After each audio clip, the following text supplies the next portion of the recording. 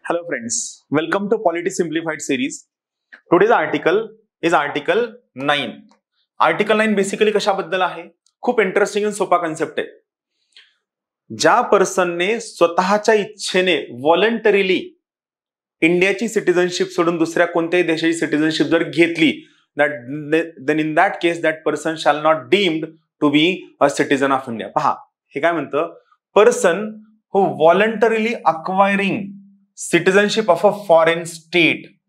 म्हणजे एखाद्या व्यक्तीने ठीक आहे भारताची सिटीजनशिप सोडलेली नाही, म्हणजे तो पर्सन भारताचा सिटीजन नाहीये, त्यानं भारताची सिटीजनशिप जरी नाही सोडली तरी त्याने जर इतर कोणत्याही परकीय देशाचं परदेशाचं सिटीजनशिप अक्वायर केलं तर ऑटोमॅटिकली त्या पर्सनची citizenship of India automatically invalid ठरल, ऑटोमॅटिकली संपून जाईल.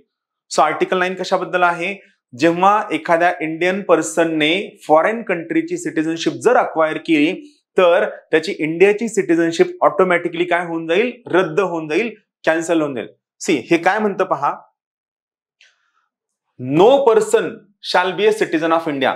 असा कोणताही व्यक्ती भारताचा नागरिक असणार नाही बाय व्हर्च्यू ऑफ आर्टिकल 5, म्हणजे आर्टिकल 5 चा वापर करून, or be deemed to be a citizen of India by virtue of article 6 और आर्टिकल 8.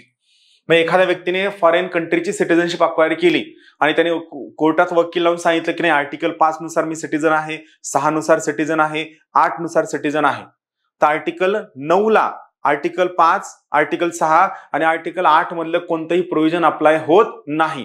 म्हणजे जर समजा कन्फ्लिक्ट झाला तर त्या केसमध्ये remember article 9 we always have upper hand over article 5, article 6 आणि आर्टिकल 8. जर आर्टिकल 5 आणि आर्टिकल 5, 6, 8 यांच्यापैकी कोणतेही प्रोव्हिजन आर्टिकल 9 ला अप्लाय होणार नाही.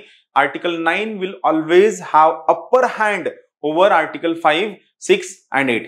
सो आर्टिकल 5 नुसार, 6 नुसार किंवा 8 नुसार कोणताही पर्सन हा सिटीजन काउंट केला जाणार नाही जर इफ ही हॅज व्हॉलंटरीली म्हणजे काय?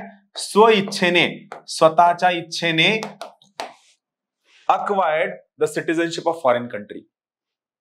एखाद्या व्यक्तीने स्वतःच्या इच्छेने कोणत्याही परदेशाची सिटीजनशिप अक्वायर केली तर तो व्यक्ती आर्टिकल 5 नुसार, आर्टिकल 6 नुसार किंवा आर्टिकल 8 नुसार मला इंडियाची सिटीजनशिप द्या असं क्लेम करू शकत नाही, असं डिमांड करू शकत नाही. That's all. थँक्यू.